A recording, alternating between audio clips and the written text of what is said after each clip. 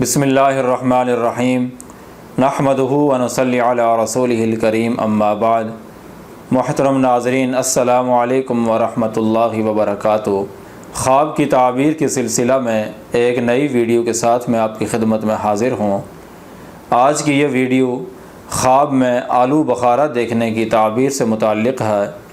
حضرت ابن سیرین رحمۃ اللہ علیہ نے فرمایا ہے، اگر کوئی آدمی خواب میں آلو بخارا سرخ یا سیاہ رنگ کا دیکھے اور دیکھے بھی آلو بخارے کے موسم میں، تو اس کی تعبیر صاحب خواب کو مال ملنے کی علامت ہے۔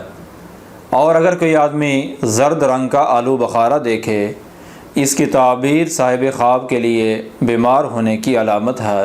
اور اگر کوئی آدمی خواب میں آلو بخارا زرد رنگ کا دیکھے یا سرخ رنگ کا یا سیاہ رنگ کا، لیکن وہ مزے کے لحاظ سے اگر میٹھا ہے، اس کی تعبیر بھی صاحب خواب کو مال و دولت ملنے کی علامت ہے۔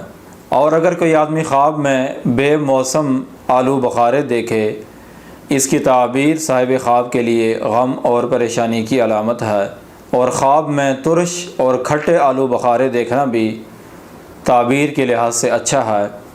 یہ تھی خواب میں آلو بخارا دیکھنے کی تعبیر۔ اگر آپ بھی کسی خواب کی تعبیر جاننا چاہتے ہیں تو اس ویڈیو کے نیچے کمنٹ کریں یا ہمارے واٹس ایپ نمبر پر رابطہ کریں۔ وآخر دعوانا ان الحمد للہ رب العالمین۔